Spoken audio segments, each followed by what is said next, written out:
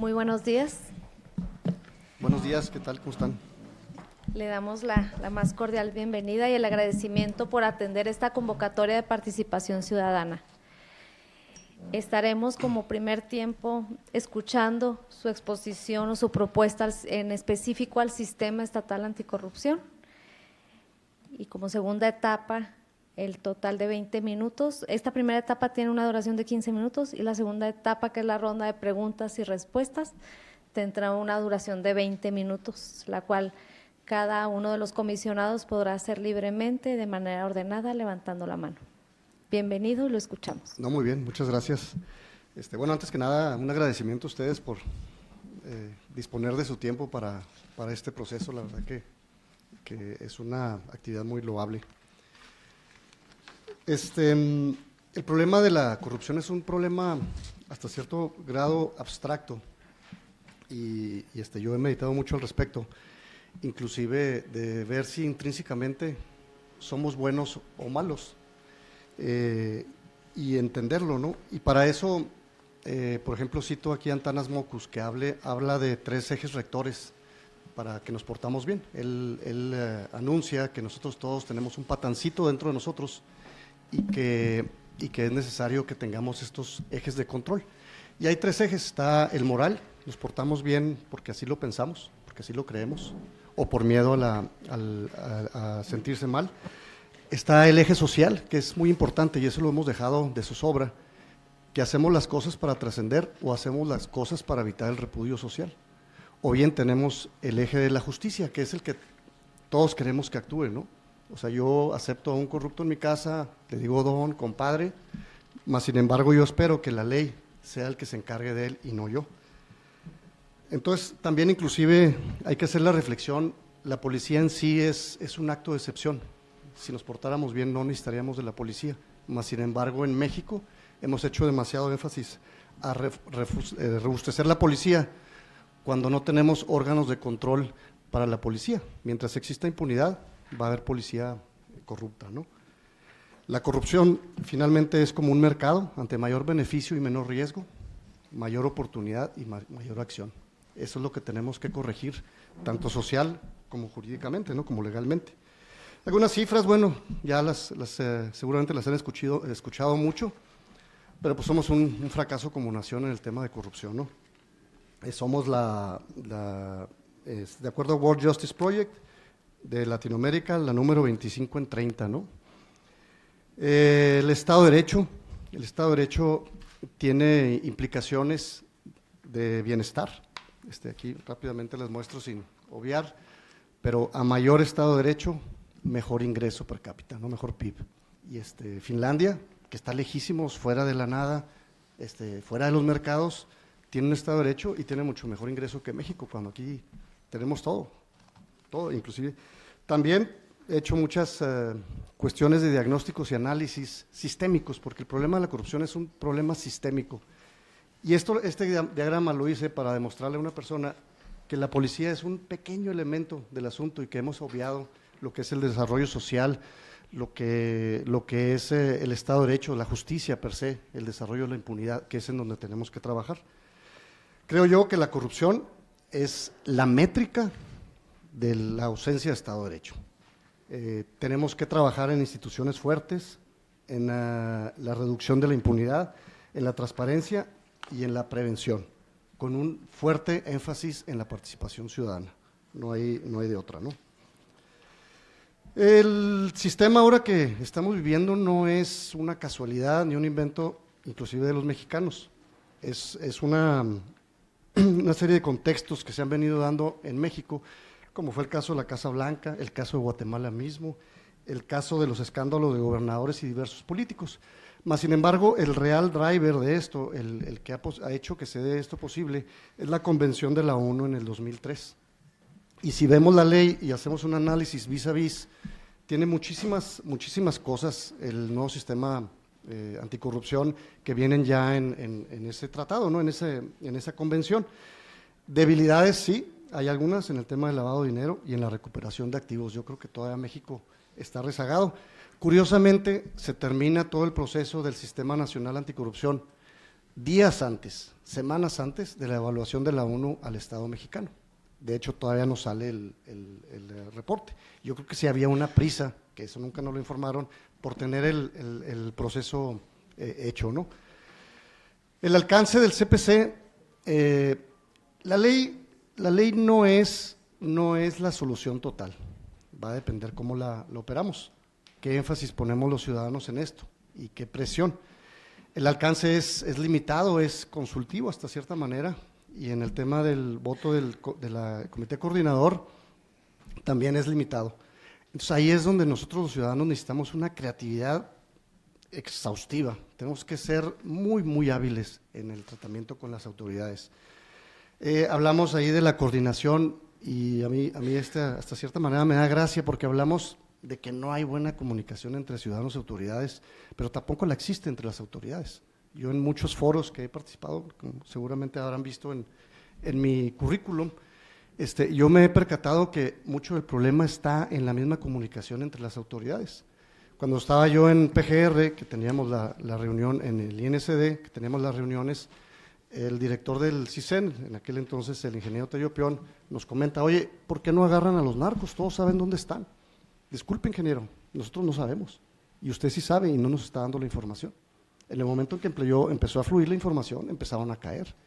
O sea, ¿cómo es posible que esa información tan valiosa se la guarde, ¿no? Entre las autoridades, deje usted ustedes con los demás, con los ciudadanos, ¿no?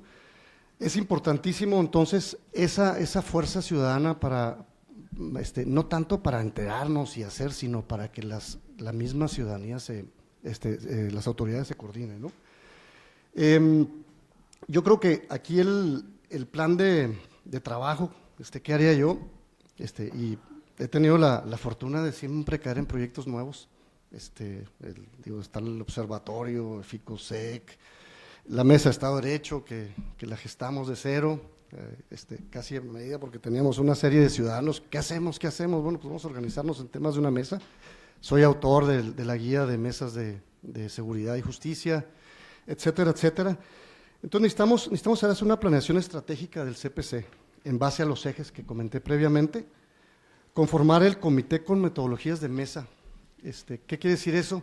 Cada ciudadano miembro debe de agarrar uno o dos temas y desdoblarse con las autoridades y desdoblarse con la ciudadanía. Hacer un buen padrón de las organizaciones de la sociedad civil, no solamente las locales, también las nacionales y las internacionales. O sea, no nos podamos quedar aquí, estamos en un contexto más allá de aquí de Chihuahua, tenemos que pensar en grande, ¿no? Yo en los últimos 5 años me he dedicado a fortalecer mis redes con los actores nacionales, excelente relación con Ena Jaime, tengo tratos porque nos ha ayudado aquí a asesorar el proceso legislativo anticorrupción de Herrera, el experto en constitucionalista, José Luis, también con Ernesto López Portillo, con Alejandro Martí, con la señora Wallace, inclusive de diversos pensamientos, porque debe ser uno universal y debe ser uno centrado y conciliador. Mucho de mi tarea a veces, inclusive allá en la Ciudad de México, es juntar a los que no se juntan, a los injuntables, ¿no? Porque la sociedad debe ser mayor que esas diferencias que tenemos. Pues tenemos un sentido común que es México y que tenemos que trabajarlo. Y Chihuahua lo tenemos que arreglar desde Chihuahua y también desde la Ciudad de México y también desde París y de donde se pueda, ¿no? En ese sentido también es muy importante el diseño de indicadores de gestión e impacto. No hay mucho que inventar, ya hay buenos ejercicios. En el World Justice Project hay una cédula que claramente dice exactamente qué es Estado de Derecho, porque hablamos del Estado de Derecho como una cuestión amorfa, como si fuera una nube inexplicable, así también como hablamos del tejido social, ¿no? Le echamos la culpa al tejido social, pero no nos hemos encargado de definirlo, ¿no? ¿Qué es el tejido social? ¿Qué es el Estado de Derecho? Entonces es importante que tengamos esos paneles de control, no de medir la corrupción ya es demasiado tarde, ya es el daño. El tema es aquí medir cuáles son los factores de riesgo que nos hacen ser corruptos. O sea, no nos vamos nosotros a detener en eso, ¿no? Hay que establecer un reglamento, en las primeras 8 sesiones de la Mesa de Estado de Derecho, las dedicamos a hacer el reglamento. ¿Cuáles son las reglas del juego, no? Y todavía no terminamos, inclusive, ¿no?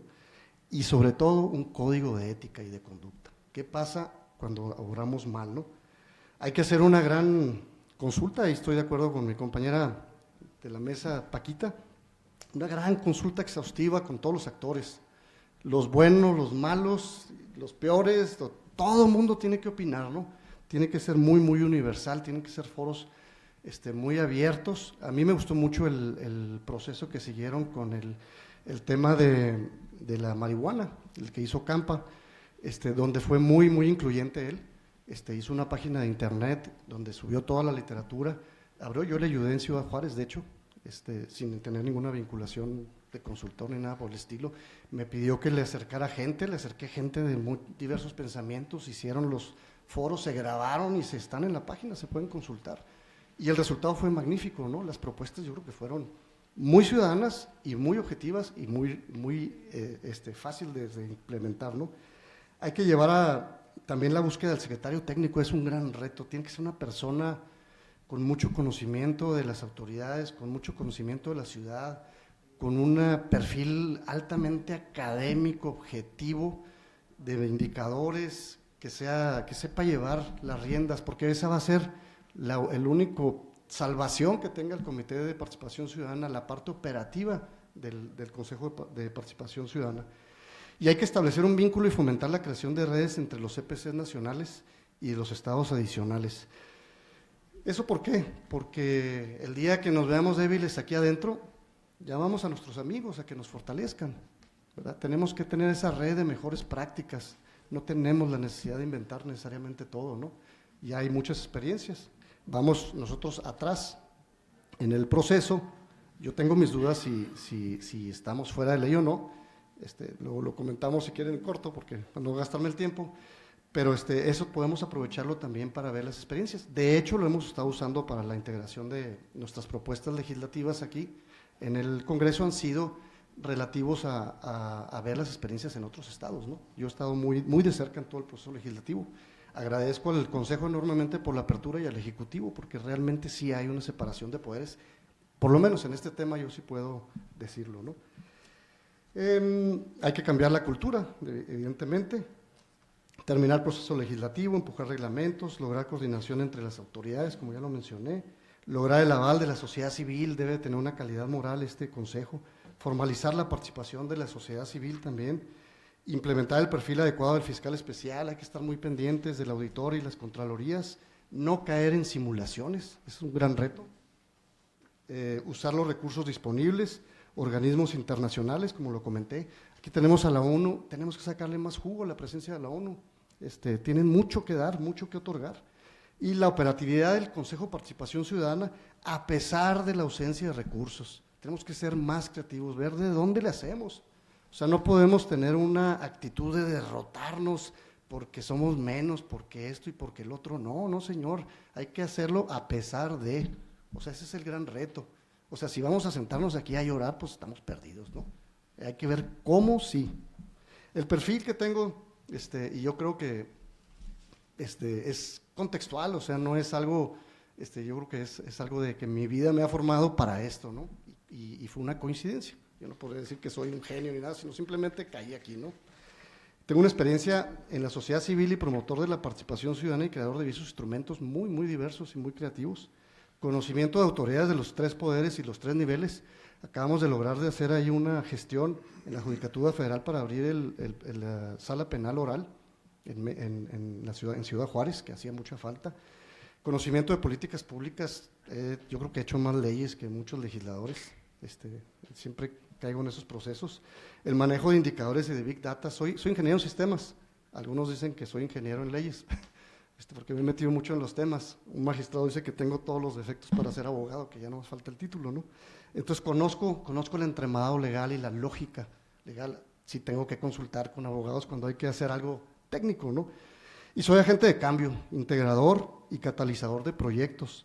Soy emprendedor, tengo ADN empresarial, pero soy un emprendedor social. Me resisto a regresarme soy socio de 2 empresas que no me aparezco nunca, ¿no?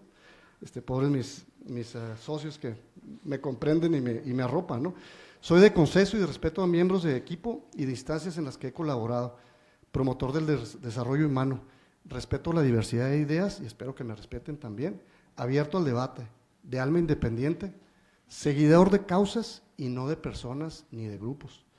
Tengo un conocimiento, como les comento, del entramado del sistema nacional.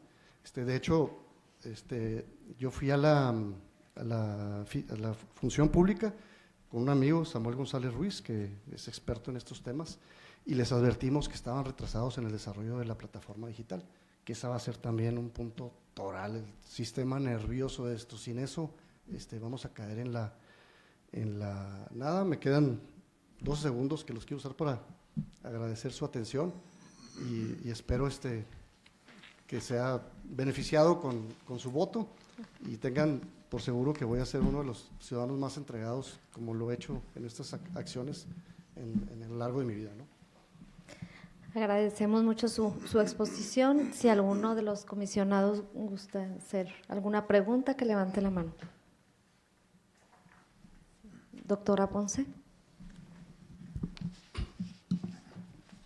Bien, bueno, buenos días de nuevo.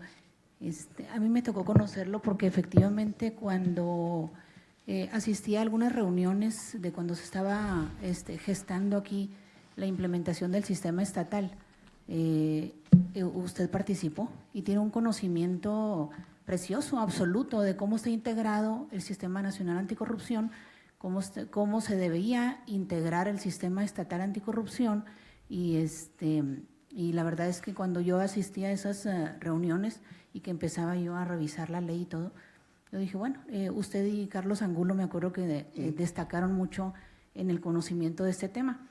Y bueno, pues ya a raíz de ahí y revisar su currículum, pues, sí tiene un perfil excelente, precioso, porque tiene el conocimiento y tiene también el know-how, ¿no? Entonces, a mí me congratula eso. Me apena mucho la parte que sea panista, afiliado. ¿Por qué? Porque siento que el Comité de Participación Ciudadana debe tener representación absolutamente ciudadana, sin influencia partidista, porque aunque me diga que no va a tener influencia, el que sea militante activo, yo lo fui 10 años. Entonces, ese es un hándicap serio que yo visualizo así, porque bueno, va a ser usted acogido por la representación popular que es afín al PAN, pero ¿qué va a pasar con esa otra parte de la población que no solo es afín, sino es contraria? ¿Y qué va a pasar con esa gran parte de la población, y me incluyo en ella, que pensamos que no debe haber nada de influencia de partidos en un comité de participación ciudadana? Es lo único que me apena, pero la verdad lo felicito porque tiene el perfil perfecto. Sí. No, muy bien. Sí quiero hacer una mención. Bueno, el estar o no en un partido yo creo que no es un indicador per se, ¿no? Yo creo que se debe de seguir la trayectoria de independencia. Inclusive, curiosamente, dentro del PAN me consideran como independiente. Normalmente cuando son las internas, los candidatos me buscan a mí y una vez pregunté, oye, ¿por qué siempre me buscan a mí? Dice, porque tú estás marcado como independiente. O sea, yo no pertenezco a ningún grupo dentro del PAN, inclusive tengo relación con todos, ¿no? Pero también le puedo decir lo mismo, que tengo excelente relación con los otros partidos, ¿no? Digo, un ejemplo que la verdad es muy interesante es que cuando hubo un evento del PRI, cuando Alejandro Domínguez era el presidente del PRI, tuvieron un evento y a mí me invitó como orador para el tema de seguridad. Entonces, yo creo que los hechos son los que marcan la independencia, ¿no? Le comentaba, yo soy una persona de causas, ¿no? Y eso es lo que yo le digo mucho a mi hijo. Si te vas a meter en estos rollos de participación ciudadana, etcétera, métete a las causas y así tienes una convergencia con todos los grupos.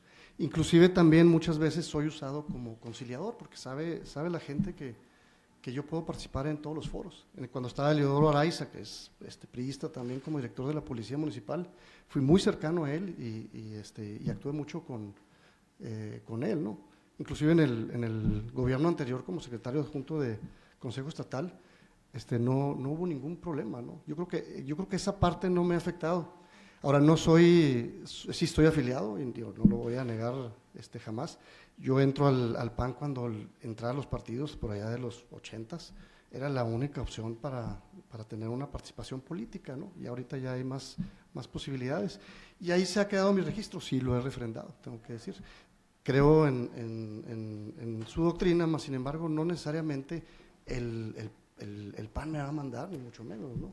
Inclusive los debates están ahí abiertos. Yo soy una persona que digo tal y como son las cosas y a lo mejor por eso no he sido incluido en ninguno de los grupos. Tengo ahorita, mi ex jefe está en el Poder Judicial trabajando, tengo muchos amigos que están ahorita en el gobierno y no estoy en el gobierno, ni he querido y tampoco me han invitado. Entonces yo creo que sí esa parte de la independencia, yo creo que sí la tengo yo muy sustentada en los hechos, ¿no? En los hechos, y yo creo que es importante. Ahora, por otro lado, también, bueno, pues es un derecho que como ciudadano tengo yo de la afiliación. El problema sería si fuera yo un miembro activamente en la acción, ¿no? Ese sería un problema. Pero no participo en una campaña política desde 1992, que terminó la campaña del señor Barrio y me sumé al gobierno. De ahí en adelante, inclusive trabajé para el gobierno de Zedillo, en el Instituto Nacional de Combate a las Drogas. Palabras textuales del ingeniero Tello Peón, de nuevo, dijo: teníamos mucho miedo de ustedes por venir de extracción panista. Teníamos nosotros centros de inteligencia y demás. Dice, la verdad, agradezco el trabajo que hicieron y los vamos a extrañar. Días después de que yo mismo le entregué la oficina al general Gutiérrez Rebollo, ¿no? Entonces yo creo que esa parte, espero que quede muy claro que no va a interceder, ¿no? No va a haber problema alguno ni interferencia del Partido de Acción Nacional. Eso lo digo de frente y con todo convencimiento y con la prueba de los hechos, ¿no? Sí, adelante, doctor Robles Villa.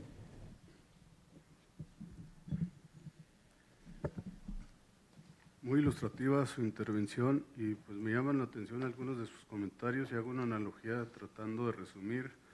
Da la impresión de que la corrupción es la cumbre del iceberg y noté así que mencionó algunas cosas, pues la inequidad, la injusticia, la pobreza y otra serie de cosas sobre las cuales que son la verdadera raíz del problema que culmina en la corrupción.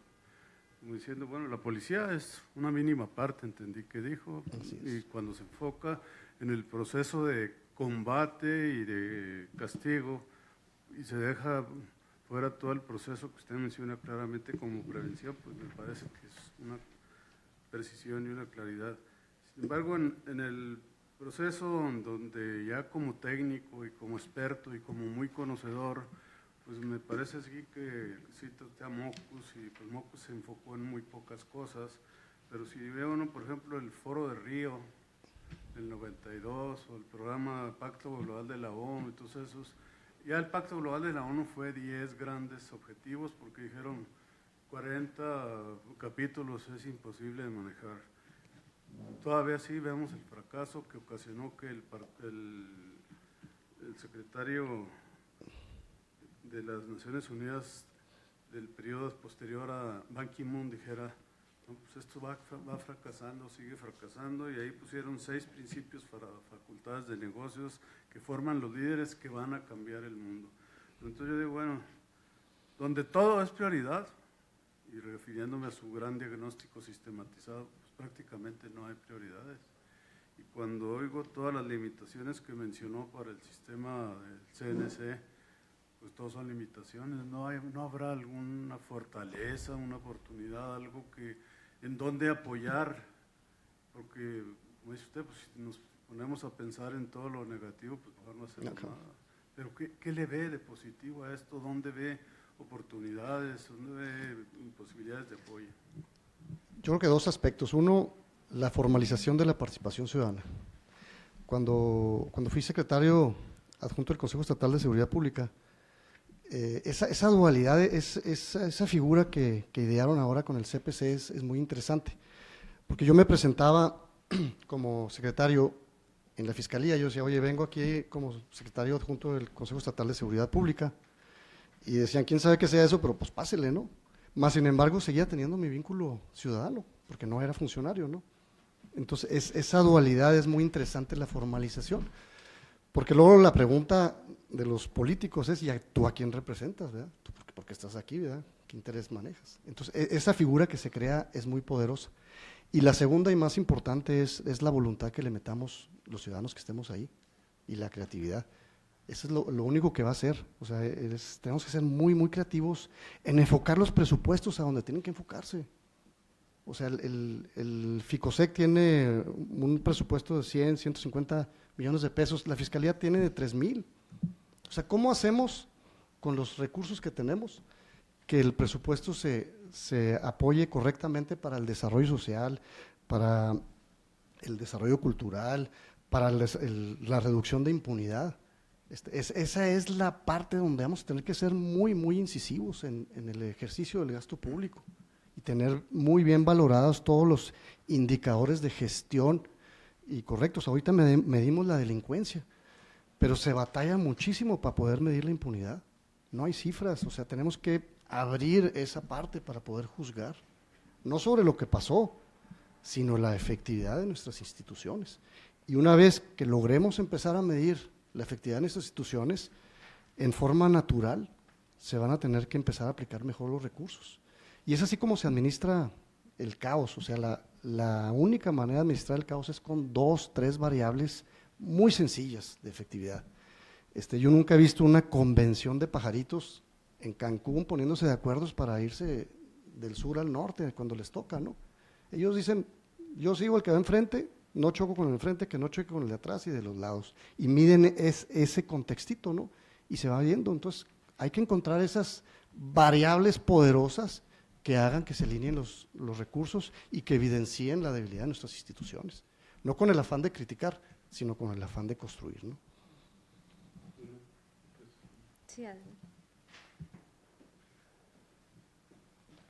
Me pareció entender que alguno de los lugares donde ha participado alguien dijo que usted lo avala, que el problema es la incomunicación en general, entre autoridades y entre ciudadanos y autoridades. Sin embargo, el proceso de deformación, si es que pudiéramos decir social, se ha dado con una creatividad impresionante a partir de los medios de comunicación y de las empresas que han usado la mercadotecnia. Yo creo que hoy eso pues, pudiera ser también un arma a mover precisamente a partir de hoy, de que ya no se depende de medios escritos o de medios televisión, radio. ¿Qué acción, sobre todo usted que ha estado en FICOSEC? Sí, allí es importante sí tener un concepto rector muy claro y ser muy, muy esquematizado en cómo uno comunica. A partir de ahí ya usa uno las herramientas, ya sea prensa escrita, redes, etcétera, ¿no? Pero sí tiene uno que ser muy disciplinado en eso. Ahora también algo que es muy importante es la capacitación de los medios. O sea, tenemos que ser muy rigurosos y lograr que la prensa sí lo sea. O sea, no se vale aventar un chisme sin antes haber ido con la contraparte. De hecho, es una de mis reglas. Yo cuando, porque yo no me meto en broncas con funcionarios ni con medios, porque soy muy riguroso en mi opinión. O sea, yo no abro la boca si no escuché la otra parte antes, ¿no? Yo cuando hago declaraciones en medios, la hago como si fuera un reportero con toda su rigurosidad. De hecho, tomé un curso con el inventor del periodismo preventivo, ¿no? En español. Y esa es la parte importante. Ahora, tenemos que capacitar a nuestros medios y que entiendan los alcances del sistema, que entiendan las limitaciones del sistema, que entiendan qué es el sistema y cómo pueden ellos apoyar, ¿no? Para poderlo hacer. Yo creo que eso funcionó muy bien en el tema de prevención en su momento también. Gracias. El comisionado, el maestro Héctor, ¿tiene alguna pregunta? Ingeniero, buenas tardes ya. Escuché muy atento tu propuesta. Te conozco hace muchísimos años, desde distintas trincheras nos ha tocado trabajar con grandes proyectos que han ocurrido en Chihuahua. las palabras lo significan a uno, los hechos lo califican a uno. Comento esto porque quienes andamos en este ejercicio, y sigo hablando de nosotros, la comisión, venimos con un interés de construir un ejercicio que lleve y dé como resultado un instrumento que no tenemos, los ciudadanos. Voy a extender un poquito porque efectivamente, dicen por aquí en la mesa los comisionados, hace mucho hay una ley de planeación, hace mucho se ha creado un instituto de transparencia, hace mucho se ha, ahora sí que armonizado las auditorías superiores federales con las estatales, hace mucho se le ha dado sentido a la Contraloría y armonizada a nivel nacional, y hace mucho, y hace mucho del Instituto de Transparencia no funciona y lo usan 10 de 130 millones de habitantes. Y hace mucho se armonizaron las auditorías superiores y se queda el ejercicio en los congresos de los estados para después negociar un chivo por un marrano y a ver qué sucede, valga la expresión coloquial del día a día. Y bueno, una figura más que se va a crear, que tendrá por resultado que un comité de participación ciudadana tendrá que liderar y tendría que sacudir y tendría que empujar, jalonear y todo eso que ya conocemos, con 5 integrantes. Después de escucharte, ¿de qué tamaño ves ese reto tú, ingeniero?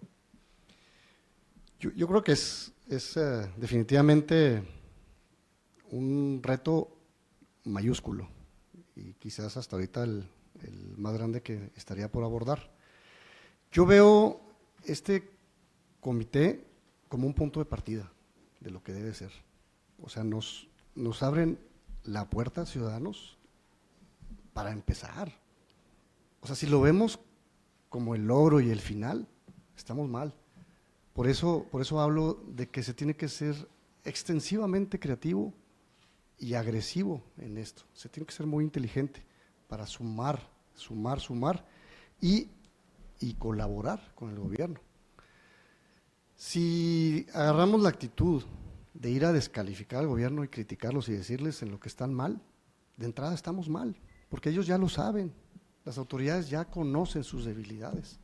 Tenemos que buscar la manera de ayudarles, porque también tienen sus limitantes. Hay un principio fundamental en esto: la autoridad puede hacer solo todo aquello que la ley le permita, y los ciudadanos podemos hacer todo aquello que la ley no nos prohíba.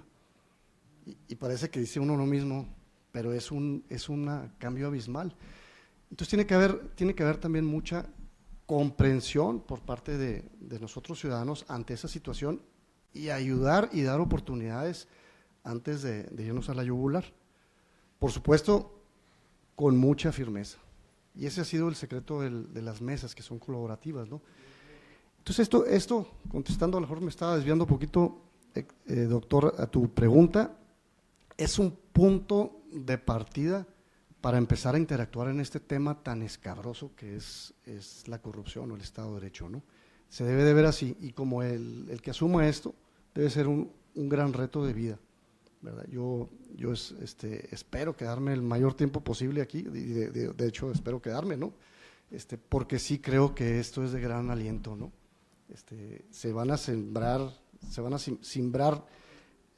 lo que puede ser en 2 años. Necesitamos mucha velocidad para hacerlo, pero se tiene que consolidar en 5 años máximo, ¿no?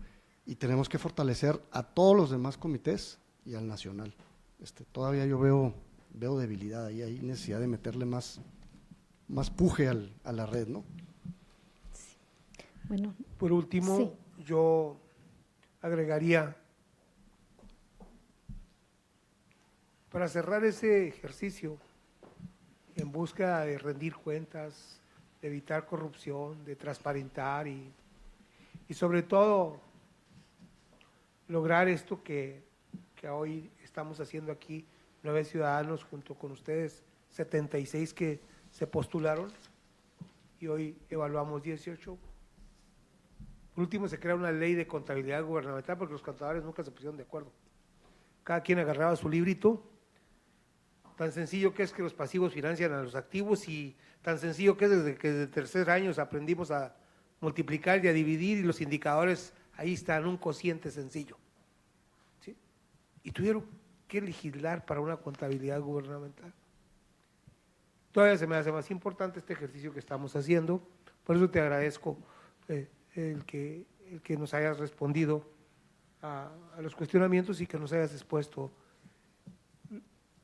lo que tú crees y piensas acerca de este gran sistema. En mis investigaciones que he realizado, ingeniero, siempre me llama la atención, siempre reviso unos procesos que son parte de un sistema. Y siempre esos procesos que son parte de un sistema, en el ejercicio público, están derivados de una ley. Curiosamente, esos procesos, esos sistemas que obedecen leyes y reglamentos, dijiste tú bien, no se hablan. Esos dos no se han hablado todavía con la ciudadanía. Y creo que, por eso mi pregunta. Sí, ahí lo que hay que decir es que si pensamos que vamos a cambiar las cosas por decreto, como se ha pensado en México toda la vida, pensamos que viene una ley y cambian las cosas. Por ahí en un foro que participé en Cuernavaca, alguien dijo, no, que hay que cambiar esta ley y todo, la verdad que hay que cumplir las que están, ¿no? Evidentemente. ¿Y cómo es posible que una autoridad tenga la discrecionalidad de la aplicación de la justicia, ¿no? De la ley? ¿Por qué elige la autoridad si ese carro circula con o sin placas, ¿no? Cuando está clarísimo en la ley que no va a circular. Y decía por ahí alguien, es que lo que hay que hacer es penalizar la ironía, ¿no? O sea, de veras que vivimos en un país irónico que se acepta tácitamente que la autoridad no cumpla con la ley, ¿no? Entonces hay que cambiar esa cuestión. Por eso digo que esto es cuestión de voluntad y creatividad para que se cumpla el Estado de Derecho, ¿no? No es una ausencia de plataforma jurídica, ni mucho menos. Es cuestión de echarle pues, todos los kilos, ¿no? Todas las ganas. Muy bien, concluido el tiempo, agradecemos nuevamente su participación. Estaremos en breve dando el resultado final de los 5 integrantes apegados a la convocatoria. Muchísimas gracias. Gracias, con permiso. Bueno, buenas tardes.